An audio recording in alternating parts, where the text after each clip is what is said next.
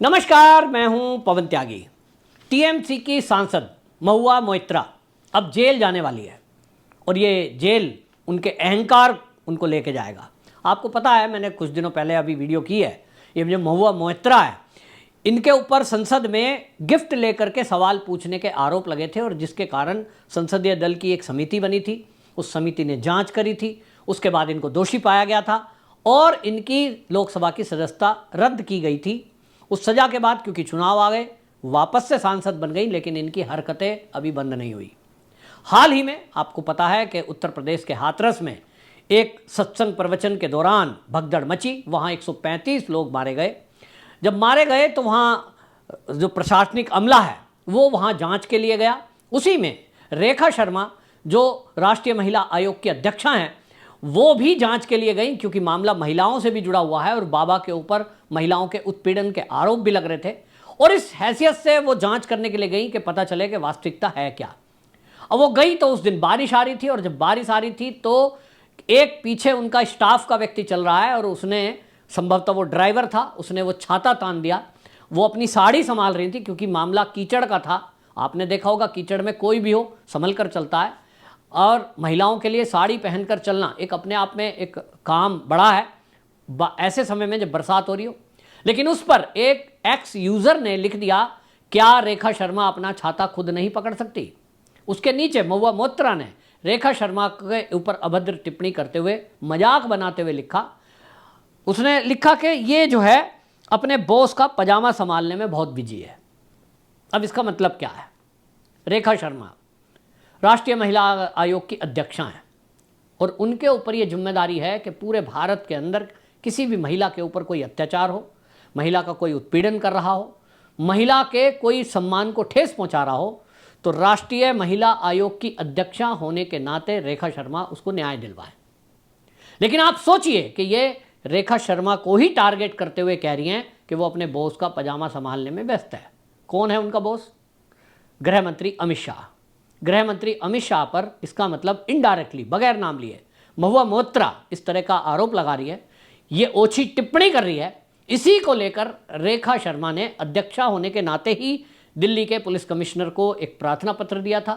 लिखा ओम बिरला जी को भी था कि इनके खिलाफ फिर से एक्शन लिया जाए, कोई फिर से एक तरह की समिति बनाई जाए। मामला आपको लग रहा होगा कि बहुत छोटा सा है, कि एक शब्द यही तो कहा है कि बॉस का पजामा। नहीं, ये मामला इतना बड़ा है कि आप किसी महिला के चरित्र पर सवाल उठा रहे हैं। आप यदि इसको ये कह देते हैं कि कोई महिला जो कि एक सम्मानित महिला है, एक संवैधानिक पोस्ट पर है, और उसको आप ये कह रहे हैं कि वो किसी पुरुष, आप बॉस छोड़ दीजिए, किसी भी पुरुष का पजामा या पैंट संभालने में व्यस्त है, इसका मतलब क्या है? आप उस महिला का अपमान कर रहे हैं, चरित्र हनन कर रहे हैं।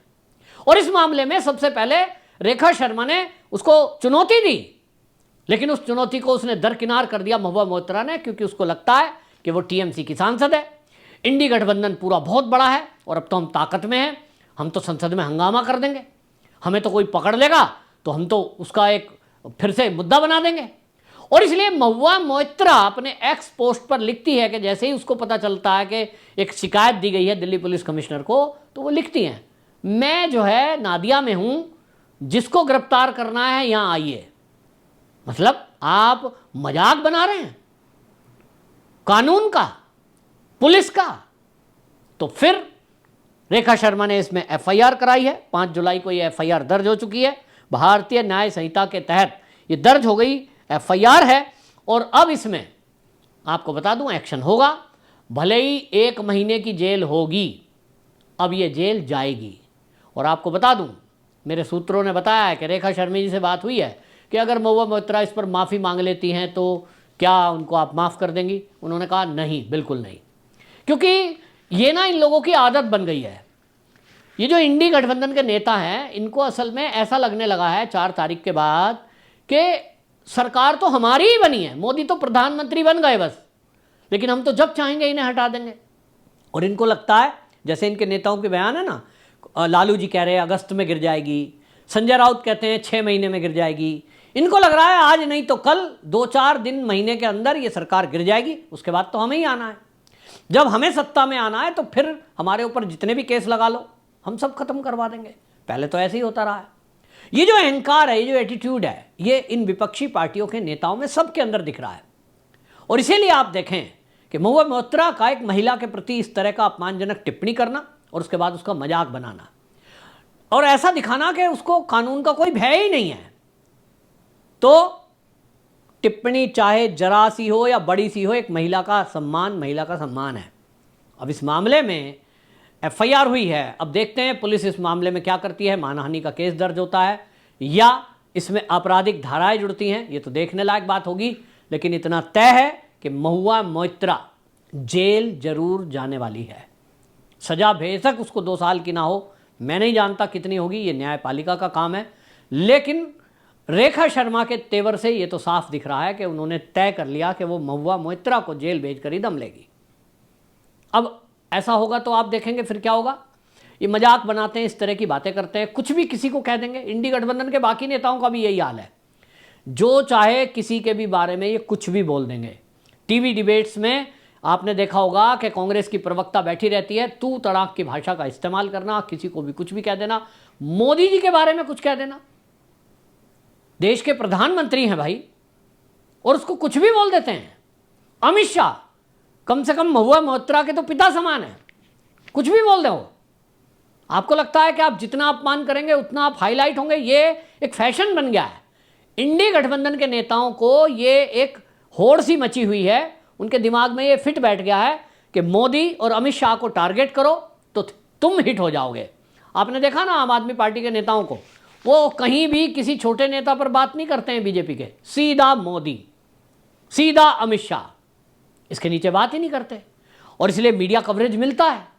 महुआ मोइत्रा को भी लग रहा होगा कि सीधा हाई जो क्लास हैं उन पर बात करें, टारगेट करें, एक आध दिन के लिए कोर्ट कचहरी चलेगा तो कवरेज मिलेगी।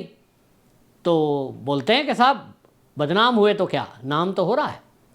और यही जो है इनकी एक योजनाबद्ध तरीके का काम है कि ये अपने वोटर्स में भी ये दिखाना चाहते हैं। पश्चिम बंगाल की खासतौर पे अगर मैं बात कर रहा हूँ, क्योंकि महुआ तो वहीं से आती है, वहाँ जो बांग्लादेशी घुसपैठिए हैं और जो कट्टरपंथी लोग हैं, उनके अंदर लोकप्रिय होने का एक ही फंडा है कि मोदी और अमित शाह को टारगेट करो, भाजपा के नेताओं को टारगेट करो, अपमानित करो, मारो पीटो, शोषण कर दो। तो जो ऐसा ज़्यादा करता है वही नेता उतना हिट है। और इनको लगता है कि ऐसा करने से नाम हो जाएगा और इसलिए ऐसा कर दो। तो इनको होता यह है कि सजा होती नहीं भाई, कुछ भी टिप्पणी कर दी, बाद में सॉरी बोल दो। ऐसे कई केस हुए हैं जिसमें राहुल गांधी हो या कोई हो, इन्होंने पहले अपमानजनक कुछ टिप्पणियां की, कोर्ट में जब केस चलेगा, पहली बात तो केस चलने में ही हम देख रहे हैं 2-4 साल तो निकल ही जाते हैं। हमारे यहाँ तो ये हालत है, निचली अदालत में इनको जाना नहीं है, इनके पास बहुत पैसे हैं, वकील चले जाते हैं वहाँ, वकील गए, अब पता लग रहा है कि वो होते होते सुप्रीम कोर्ट पहुँचा, तब तक तो 5 साल 6 साल 7 साल गुजर गए। एक तो ये नैरेटिव बनाया कि हमारा तो कुछ बिगाड़ नहीं पाए, और जब केस वहाँ पहुँचा तब ये सॉरी बोल देते हैं, सॉरी बोल दिए और निकल लिए। तो इन्होंने आदत बना दी कि आप टारगेट करो और उसके बाद भाग जाओ, केस चले, सॉरी बोलकर किस्से को निपटा दो।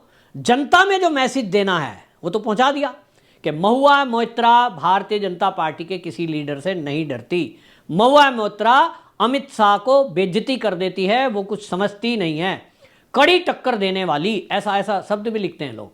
क्या बात है, आपने अमित शाह की बेइज्जती कर दी। तो भाई आप बेइज्जती करने में माहिर हैं क्योंकि आपके पास शर्म नहीं है। अब इस मामले में कानूनी प्रक्रिया होगी, एफआईआर हो गई है, अब आपको सामना करना पड़ेगा। तो देखना जिस दिन कार्रवाई होगी, जेल में जाने का नौबत आएगा, तब कहेंगे मोदी जी हमसे डर गए हैं, ये एक रास्ता पकड़ रखा है, इनके ऊपर एक्शन होने लगे तो ये क्या कहते हैं, हमसे तो मोदी जी डर गए, देखो जी हमारे ऊपर एफआईआर करा दिया, ये तो बहाना ही है। अब जनता जो है आज के 2 साल बाद याद थोड़ी रखेगी कि इन्होंने क्या कहा था, ये बड़ी समस्या है। और इसलिए इस मामले में हालांकि मोदी सरकार ने अब कानून बनाया है कि जो एमपी या एमएलए हैं वो एमपी एमएलए कोर्ट में उनका केस जाएगा और 2 साल के अंदर अंदर वो केस फाइनल होना चाहिए, आरोप या केस कुछ भी हो। तो अब आप देखेंगे कि इस मामले में एक्शन होने जा रहा है, दिल्ली पुलिस उनको सम्मन भेज सकती है। दूसरी तरफ जो ओम बिरला जी को एप्लीकेशन दी गई है रेखा शर्मा जी के बारे में, रेखा शर्मा जी ने जो दी है इनके ऊपर एक्शन लेने के लिए, ये भी देखने की बात होगी कि ओम बिरला जी क्या एक्शन इस पर लेते हैं। बहरहाल मुसीबत तो महुआ मोइत्रा की बढ़ने जा ही रही हैं, जितना वो मजाक में ले रही हैं। देखते हैं गिरफ्तारी के बाद वो क्या बयान देती हैं। वंदे मातरम।